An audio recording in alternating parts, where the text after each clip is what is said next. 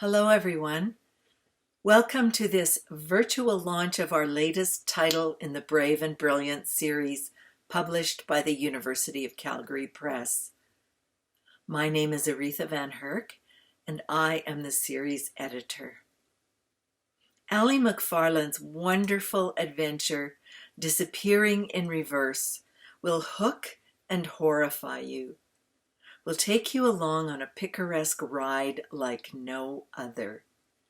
Its deadpan humor tastes of flavored lattes and drive-through ice cream, filtered by useful information. Did you know that straight hair makes dead people look too dead, and that's why undertakers curl the hair of corpses? Wildly funny, and yet as poignant as that moment when life shifts into reverse, this is a novel that will haunt you, as its narrator is haunted, chameleonic in her many disguises and her many incarnations. Disappearing in Reverse is about the urgency of time, that every move we make is a search for the dead, a yearning for the missing, a threnody for the disappeared. Determined and dangerous and demanding, this adventure will carry readers toward the future and the past, reminding us that we are all haunted and we all haunt ourselves. Congratulations, Allie McFarland, for Disappearing in Reverse, a brilliant novel, funny and brave and compelling.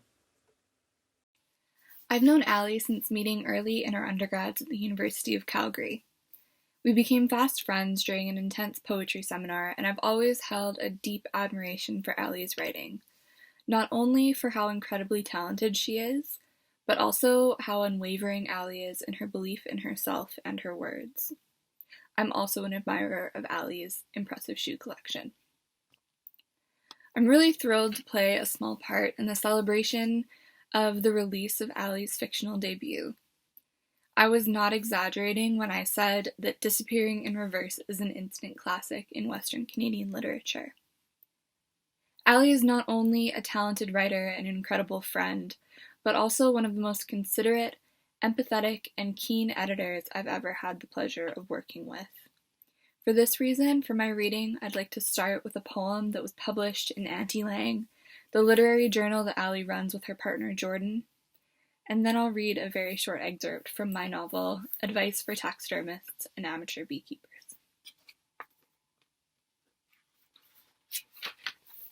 Woodcutter, for Mark. You flick sap from your beard, and I breathe in the forest from the crook of your arm. You hold me like the spruce holds a moth, your boreal mouth the offshoot of thick honeyed air. You sleep with your lips ajar, and in your breath I hear the whip of the branches as they fall, the whir of the chainsaw, and your sigh, your grunt, your coaxing, your whispers bouncing off bark like a child's prayer before an operation. You sculptor, and your cuts are ribbons on the forest floor. You whimper in your sleep, and your fingers reach for me, sticky with the relief of trees and rough from the ache of metal on wood. Thank you. This is the prologue to Advice for Taxidermists and Amateur Beekeepers, published by Stonehouse in 2019, in November. Agatha pinned dead bees into tiny frames, while her sister, Sylvia, watched her infant daughter throw blocks at a cat with disinterest. They unknowingly did these things while their sister burned to death and their brother pulled tiny organs out of a rat with the care of a surgeon performing a heart transplant. In elementary school, Margot Morris made a volcano for the science fair. It wasn't until she had school children of her own that she felt the heat that she imagined that day in the gymnasium, watching the baking soda and vinegar bubble over her brother's Lego figures. When Sylvia Black was 14, she went away to summer camp and kissed a boy for the first time. She remembers almost nothing, except that it was nighttime, they were in an outhouse, and she could smell his breath almost as well as she could smell the shit and piss wafting from the hole in the ground. She was repulsed, but found herself being pulled into him by her hair. She felt the thrill of control in being just a little bit stronger than him. When Agatha Morris was pregnant with her first baby, it was January. The snow was densely packed, brown and icy. She slept with all the windows open, naked. Her husband slept in a thermal sleeping bag he'd borrowed from Sylvia. One morning, Agatha woke up and she remembered how it felt to be cold, and she knew that the baby was gone. Teddy Morris once used an entire bottle of his sister's foundation to coat his body in a cool peach glow. He wore a black wig he stole from the school's theater department. He stared in the mirror at his parents' bedroom, seeing for the first time how his body was shaped by the same genetic hands of his sisters and mother. He felt like a solid human form and not like a ghost. Except for his eyes. They remained a milky red, standing out against pigmented skin even more violently than they did against his translucent body. Thank you. And congratulations again, Allie. I'm so proud of you, and I'm so happy to be your friend. Hi, I'm Lisa Murphy-Lamb, author of Jesus on the Dashboard and director of Loft 112, a literary creative space in Calgary's East Village. And Allie, McFarland and I met in Aritha van Herk's manuscript class, where I was first introduced to this book. Congratulations, Allie. I'm thrilled to be reading as part of your launch. This comes from my second novel, which is just a work in progress. Adele said, God said, let there be light, and there was light. And he said, let there be books, and there were books. From under the covers of her bed in the room we shared, Adele pulled a copy of Swallows and Amazons. Where did you get a book? I asked, my voice barely a whisper, though I knew Daddy was not in the house. I left my own bed and snuggled into my sister, breathing in her warm scent of shampoo and rose lotion. I ran my finger along the book's cover, looked at the illustration of 3 characters on a windswept island. You want to hold it? Adele said. No, I said, my voice still a whisper. I don't. What will we do with it? I pushed the heavy book away and sucked on my finger. I'm going to read it to you, to both of you. But you mustn't, I said. I looked towards Beatrice, who opened the window to our bedroom, removed the screen to stick out her head into the warm summer night. From my sister's bed, I could hear Daddy's voice hitching a ride on the faint wind from a few houses down, where he gathered nightly with the other men to tell stories until after the sunset, when he would return in the dark. Books give us ideas. What's wrong with ideas? Beatrice said, and reached up under her nightie to adjust her underpants. My head's full of them. I don't need a book to give me ideas. I don't even want to hear the stupid book. But Daddy, I looked to Adele. We'll be careful, Adele said. You want to look out, Bee? Yeah, he's still there, Bee said, and leaned both hands on the windowsill to get her shoulders out past the window frame. Pull your nightie down, I said. Bee waggled her bum. Adele leaned back onto her polished headboard, opened the book, and read from the inside cover. And so begins a summer of battles, alliances, exploration, and discovery. I dug my fingers deep into Adele's arm like I had when we first went on the roller coaster at Boness Park at the church picnic. I knew I could trust Adele when she sat beside me that Saturday afternoon. I believed her that the ride was fun and safe, but I also heard the screams from those who rode it before us, so I knew there was something I didn't understand. Like reading a book at home, in this room the 3 of us shared, with 3 twin beds and 1 shared dresser. I closed my eyes and listened as Adele introduced us to a little family at a farm near a lake during the summer holidays. Titty, howled Beatrice and pawed at her own chest. Who names their kid Titty? Hush, said Adele, but I saw her smile. Titty? There were plenty of other words I didn't understand as Adele read the first chapter. Duffer, aft, goose-winged. When she finished the first chapter, I asked, is that what mothers are really like? Would a mother let their children drown? Is that the sort of trouble mothers get up to when their fathers are far away in Hong Kong? Malta, just ruled by Hong Kong, Adele said. You're a dunce, Beatrice said, sitting like Titty with her chin on her hunched-up knees, her hair lifting from her head in the evening breeze blowing in through the window. I'll tell you what I know to be fact, Angie. If Mother were still here, she'd be making us dinner like that dimwit mother in this book, and not us making dinner for him. I didn't understand, but it's our job. Daddy's job is at the sanitation department to put food on our table. You're a dimwit like that mother dimwit in the book, Beatrice said. Can you read the next chapter, Adele? Let's find out if those poor children got hurt and the father comes home and banishes the evil mother from the house. Adele sighed and stroked my hair and began to read. The children, John, Susan, Titty, and Roger, were arguing over what to bring to the island they were about to sail to and live, and what to sleep on, mattresses or rugs, when the mother speaks. She tells them a rug is not enough, unless you want to be like the lady don't care who ran away with the raggle-taggle gypsies and caught her death of cold. Well, what end happened to don't care? Beatrice asked. Came to a bad end, I suppose, Adele said. Oh, stop reading now, I said, and buried my face into Adele's arm. We do care what Daddy says. We shouldn't read and come to a bad end like these children are going to. Please stop. You're hilarious. Bea threw herself on her bed and bicycled her legs in the air. Really a scream, Angie. Hush, said Adele for a second time that night. Enough reading for one night. Bedtime for all of us. And that was that. I feared the devil had entered the house. Thank you. And have a blast with your book out into the world. Bye.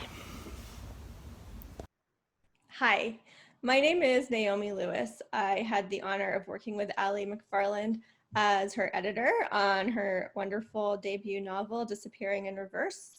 And I just would like to thank her for writing such a great book and for inviting me to read as part of this online launch. I'm going to read from my memoir, Tiny Lights for Travelers, which is disappearing into my beautiful background, but here it is. And it's a memoir about travel and about a trip I took following the route that my grandfather took 73 years earlier, his trip in 1942, mine in 2015. And he was escaping from German-occupied Netherlands. He left a journal detailing his travels, and I followed his exact route 73 years later. The reason that I'm reading this section, I feel like it has a little bit of a connection with Allie's book, because I was kind of traveling around and realizing that I was looking for the past, which of course you're never going to find no matter how far you go. And looking for somebody who's gone, you're never going to find them no matter how far you go. And I feel like those are themes that maybe my book and Allie's have in common. I'm just going to read a little bit here from about 2/3 of the way through. My grandfather arrived at Gare du Nord. I arrived at Gare du Nord, which is a train station, a subway station, by the way, in Paris. In the 1946 book, Paris pendant la guerre, 1940 to 1945, Pierre Audiat writes that the feeling of Paris during the occupation changed from 1 year to the next, 1 month to the next, and in critical periods, 1 hour to the other. No one, no matter his or her learning or his or her intuition, is capable of evoking that atmosphere if he himself had not breathed it. Still, I try to imagine the scene Jas, my grandfather, witnessed as he walked, quote, soul-contented along the boulevard Montparnasse, and with some astonishment observed a Paris void of motor traffic. I took the subway 6 stops to Gare de Cité Universitaire, walked 14 minutes along streets thick with pedestrians and cars and bikes and buses to my hotel. I took a tiny rickety elevator up to a tiny room in which the tiny single bed barely fit. Alone was okay. Alone was better than traveling with the wrong person. Jas found he had nowhere to stay. The friend he'd planned to connect with was not only out of his house, but out of town. He wrote, in the nearby Jardin de Luxembourg, I sit down on a bench to think matters over and to have a snack out of my own stock, as it is now lunchtime, and I haven't a ration card to go to a restaurant. The sun, which was shining cheerfully in the morning, has disappeared behind a heavy cloud, and a few drops of rain are falling. I feel like a beggar or a tramp, as alone as an orphan with my suitcase on a little bench somewhere in this immense Paris. The Luxembourg Gardens were a 15-minute walk from my hotel. But which bench? There are so many. I chose one near a fountain. He sat there on one of those benches, looking, at least, blonde and blue-eyed and not Jewish. There were German soldiers everywhere, of course. Not just soldiers. Occupied Paris had become a tourist destination for German and Austrian civilians who wandered around snapping photos of their new city, equipped with the guidebooks published by the occupation authority. Opa had reason to feel anxious. In Sophie's Choice, William Styron's narrator, Stingo, tortures himself remembering the details of his own cushy life at the very moments of his beloved Sophie's most appalling misery. Stingo quotes the postscript to George Steiner's Language and Silence, in which Steiner writes about the time relation between such irreconcilable simultaneous experiences, and remarks that their coexistence is so hideous a paradox that I puzzle over time. But what about the space relation? What about returning to the same place at a different time? What about Opa and me sitting in the same place 73 years apart? He risking capture, internment, his life, me concerned with my own heart and my own art. Wasn't the coexistence of these two times, July 23rd, 1942, and July 23rd, 2015, a hideous paradox as well? I'm going to stop there. Thank you again so much, Allie, for your beautiful novel, and to U of C Press for letting me be part of it a little bit and for inviting me to read. Thank you. Thank you for tuning in and watching my somewhat unconventional book launch. Before I get started with my reading, I would really, really like to say a huge thank you to everyone that made this book possible for me. That's everyone from friends and family being super supportive, and my wonderful, wonderful partner, who's also, I call my live-in editor. Thank you to my sibling for some great copy editing. And then also thank you to the press, Helen and Allison and Melina and Kirsten. You guys have been super great, just getting it out into the world and helping me get to know all of the policies with the press. Thank you also, huge thanks to Aritha van Herk for her lovely introduction, and to Naomi Lewis and Erin Emily Ann Vance and Lisa Murphy Lamb, who all agreed to also be part of this launch and recorded themselves reading and offered very kind words about my own work. Thank you to Naomi for your wonderful, wonderful editorial skills, because this book was a lot shorter before you got in there, and helped push me to flesh it out a little bit more. So without further ado, I guess I'm just gonna start reading. Gonna jump right in, and yeah, that's close to the beginning, but not the first scene. Okay. Apartment. I take my pot of bok choy and rice and a fork to the coffee table and scroll through Facebook as I eat. Not that there's anything interesting. A few status updates about so-and-so enjoying too many drinks, someone really liking tacos, and a few people claiming homework makes their face twitch or causes compulsive swearing. All people from high school or forced group projects in elective classes that aren't really electives because you need to take them or else you can't graduate. I don't really pay attention to who posts what. The same internet pictures and memes circulate every few months. And then a photograph, black and white, stares at me from the screen. Not that the girl herself is staring. Straight hair covers the side of her face, the other side turned profile. Her nose. Her nose is what I recognize. An irregular bump on the bridge, the tip upturned. She broke it almost 6 years ago, rather. I broke it. In reverse. I fill 2 plastic pitchers with ice and water and pick the bathroom lock with a penny. It's a flat line, easy to twist. We're in the middle of a prank war. Devin's showering, but we've seen each other naked before, and I yank the curtain back to douse her. Arms up, fingers lathering soap in her hair. My attack hits her from the neck down. I run. I manage to refill my pitchers and dash outside before Devin thunders downstairs. Panting, I hide underneath the back deck. It's raised, so I can stand and crane my neck up, see through the cracks between the wood panels, be ready when she comes out. Before she realizes I'm down here, I jump onto the stairs, swinging my water pitchers. Too exuberant. One jug empties over her still soapy head. The other connects with her nose.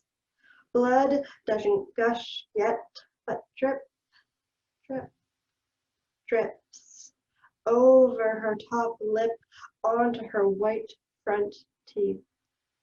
2 breaths, that's all I wait. I start running before Devin, but she's faster than me and smarter.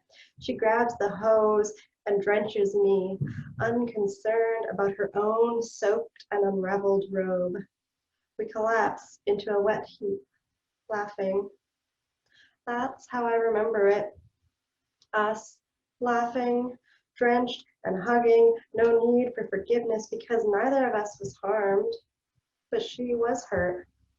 Her nose, broken, gushed blood so bright red in the sun, even as she twisted the knob to turn on the hose. Devin's pain obvious, she dropped the hose and curled into herself into the puddle forming on the ground, and I ran to her. I will always run to her. And I coiled around her, hid my tears and my shame in the cold water, but she noticed anyway. What the hell are you crying for? You're the one who broke my damn nose. She picked up the hose and doused my face so I could barely breathe, and we both sat up, soaking and muddy and bloody. And then we laughed. In my memory, I like to skip the pain and the crying, go straight to the laughter, how her eyes pinch to slits when she smiles. Apartment. That was the day we both got hypothermia in the middle of summer. The summer she came to live with me, 2008. 1 year before she died. But now her image stares at me with the caption, "She is not dead." I shut my computer and go to bed, leaving the full pot on the table. The next morning, I open Facebook on my phone, and the photo makes eye contact with me again. Devin's shoulder angled up so as to avoid questions, her collarbone highlighted by the shadow underneath. I don't recognize the source. Maybe it's shared by a friend of a friend? Doesn't matter. I save the image, go to work.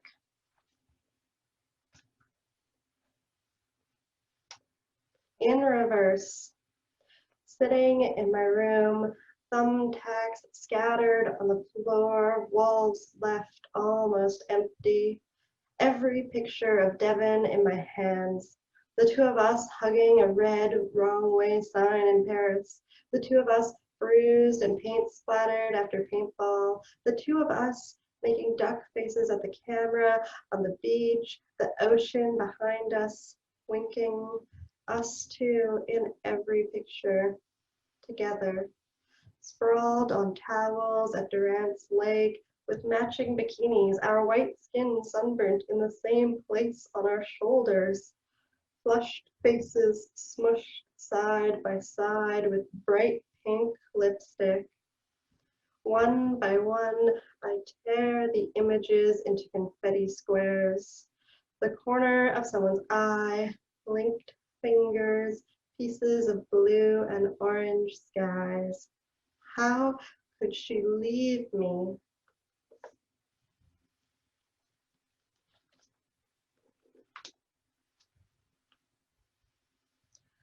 In reverse.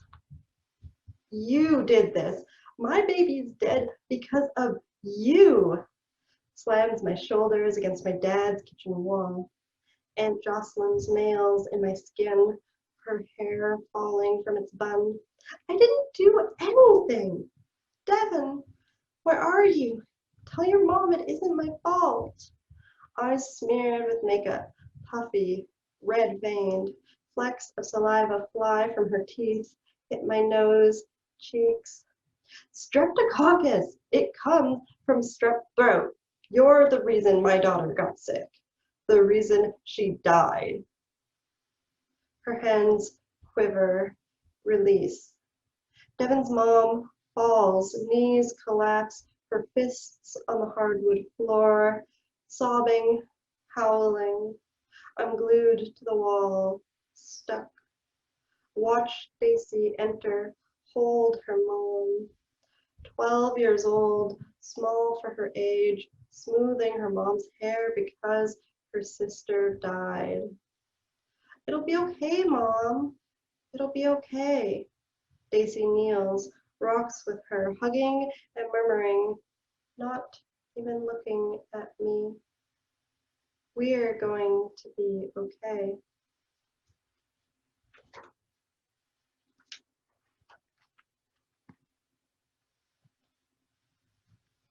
Clam diggers. I shut off my car. Inside, I navigate through the tables to a stool at the bar. At one end, a bunch of white guys, likely construction workers, judging by their orange safety vests, sit in front of beers. Devin sits alone with a dark drink in front of her. Her hair falls over her face like in the photo, but the bump on her nose is visible even in the dim bar lighting. I hold my breath. If she's back here, why didn't she come find me? She wouldn't know my new address, but she could have gone to my dad's. Is she mad at me? Upset that I made her so sick? She lifts her drink to her mouth, doesn't glance my way. I bite the insides of my cheeks. Real pain. Blink. Devin, still on the bar stool, staring at her phone. I slide onto the seat beside her, pretend to consider the different beers on tap. Give her a chance to break the silence first, to explain, but she doesn't say anything, doesn't even look at me. Is she ashamed? Gone for over 4 years, convinced everyone that she died, even me. What could she say? As I turn to face her, she stands, doesn't make eye contact, but speaks to me. Watch my drink for a minute. She turns toward the washroom. One hand in her pocket, she pushes the door open with her other hand. 2 hands. But Devin lost one to the infection. She must have gotten a prosthetic after all. In reverse. Does it? How does? I stop, unable to form my questions. It's weird not having a hand anymore. Devin holds up both arms between us. I know it isn't there. I can see it's gone. But sometimes I'll reach for the remote or my cup, and I swear I can still pick things up. Like it's just invisible. I wave my hand over the empty space where hers should be, hoping to make contact, to link her missing fingers with mine. Nothing. I don't feel any appendages. Will you ever get a fake hand to replace it? My doctor says that would help with my phantom syndrome or whatever this is, but I don't know. Maybe when I'm sure my hand really is gone. clam diggers. ID, the bartender demands, impatient, pulling me from the past. I open my wallet and take my driver's license from the clear slot and hand it to him. Been legal for over 2 years, so I have nothing to hide. Don't need to put in effort for my appearance either. Devin and I, we used to dress up, even for the liquor store. Low-cut tanks, mini skirts, armed with our fakes and lipstick smiles. The bartender places my card in front of me, satisfied. What can I get you? What she's having. I motion with my head to Devin's drink. Devin returns and finally looks at me as she sits back down. You look familiar. I open my mouth to respond, to say, how do you not recognize me? But she cuts me off.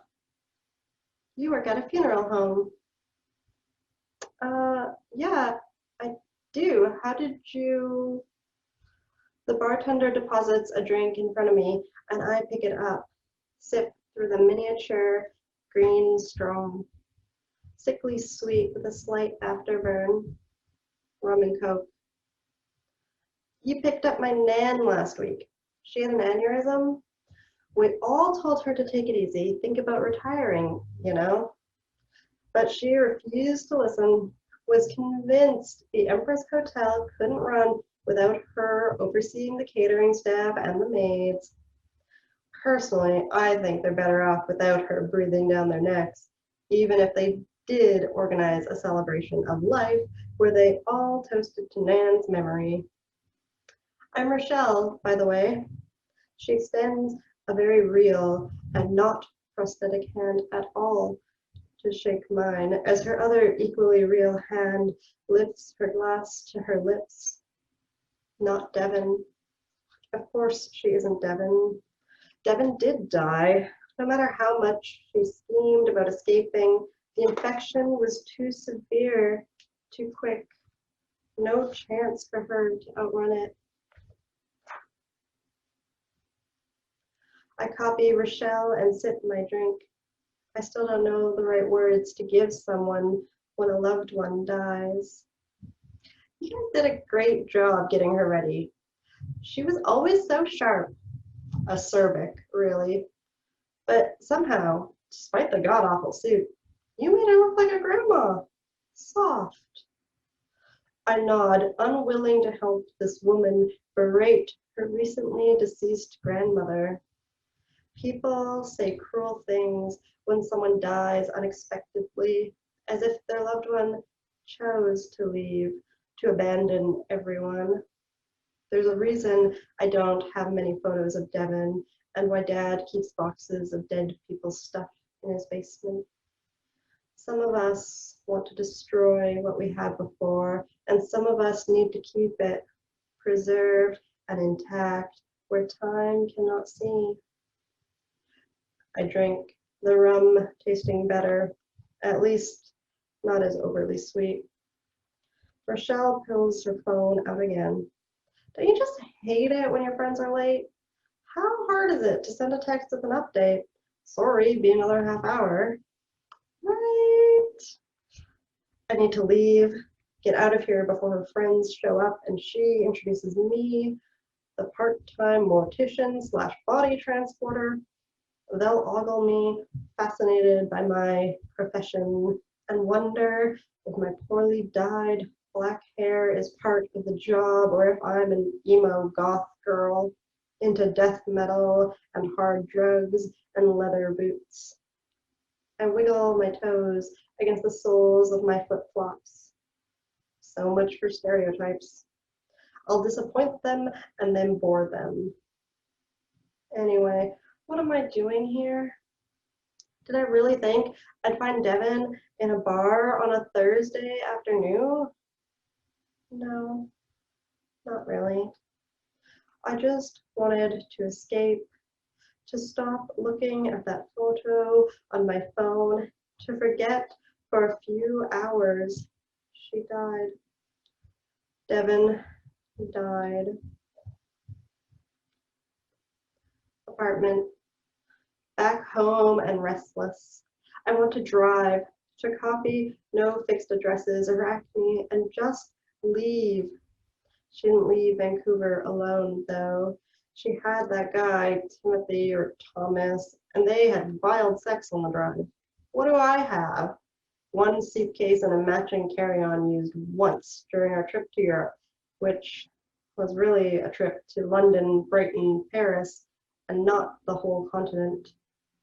But we liked the feel of Europe in our mouths, how much more culture it implied. The inside pockets of my suitcase are littered with remnants from that trip, the same month I turned 17.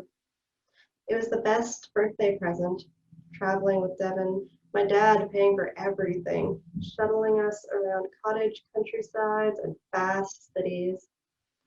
I pull out the leftover debris, perfume samples from London, stones from the beach at Brighton, smooth, gray now, but opalescent when wet, and, impossibly, a photo of Devin and me, Paris. As I searched Dad's place for a photo I failed to destroy, I had this one right here, tucked in the back of my closet the whole time. We must have gotten one of our disposable cameras developed there. We each had one, and Dad used the digital camera. In this photo, Devin and me sitting at a round table, some sort of cafe. We have miniature styrofoam cups and a plate of fruit flan. I hold a forkful of flan in front of my mouth, smiling.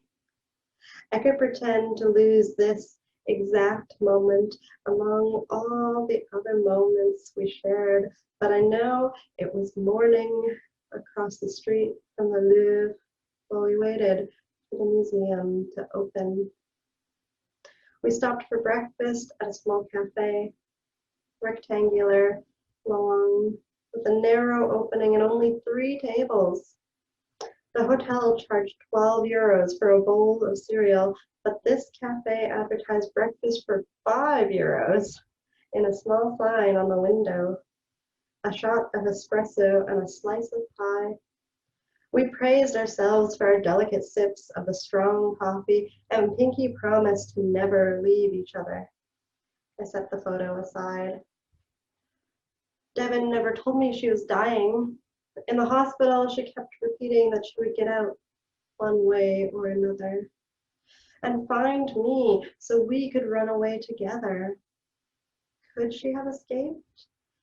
I didn't see her body, just a container full of ashes that everybody claimed was Devin. What was left of her? Fragments of bone. She'd have had to really commit to being dead, leave for almost 5 years, get a false identity, a job, come back when no one expects it. I just have to catch up with her now, follow her lead, but where would she go? Suitcase empty, the vestiges from our trip thrown onto my bedroom floor as I reasoned that Devin must be alive. I assemble a random assortment of clothes and topple them into my suitcase.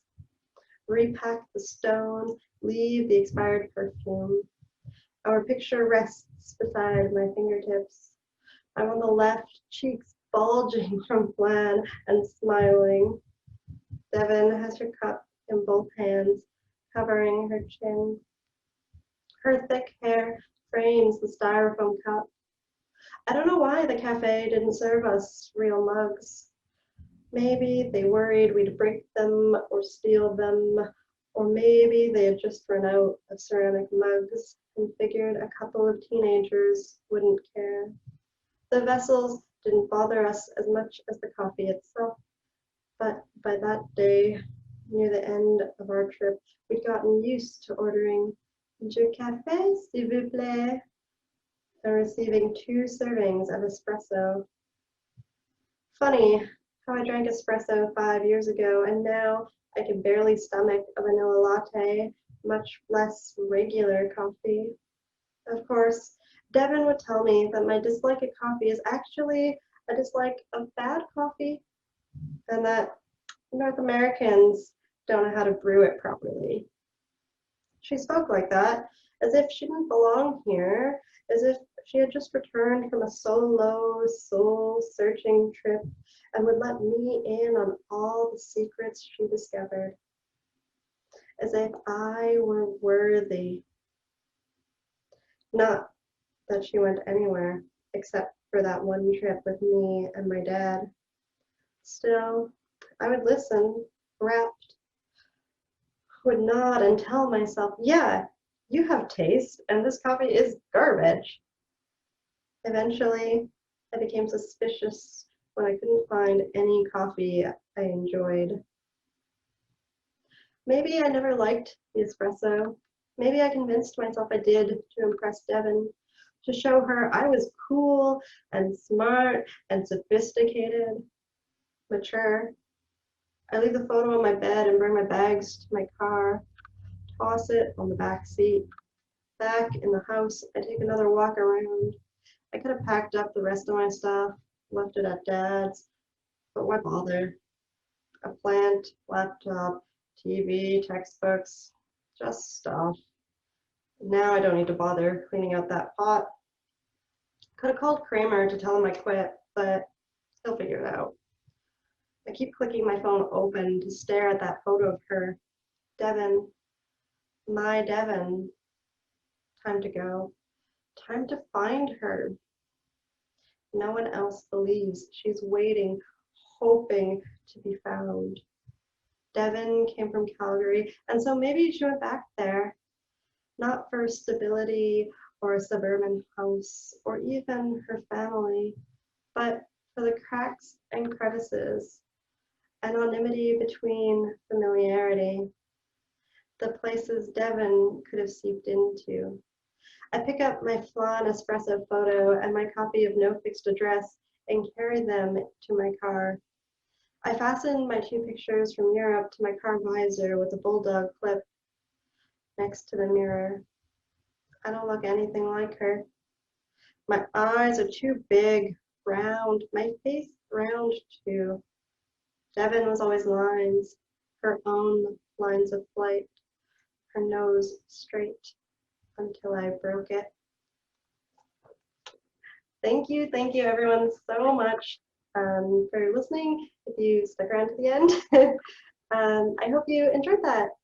It was a lot of fun working on this. And I just also want to say a huge thank you and acknowledgement that I got to write this. It was set here where I'm now living on the traditional lands of the Lekwungen people, also known as the Esquimalt and Songhees. It's unsurrendered territory, also known as the Victoria, BC, the city capital of the province. And I started this book set here because I've always loved this place.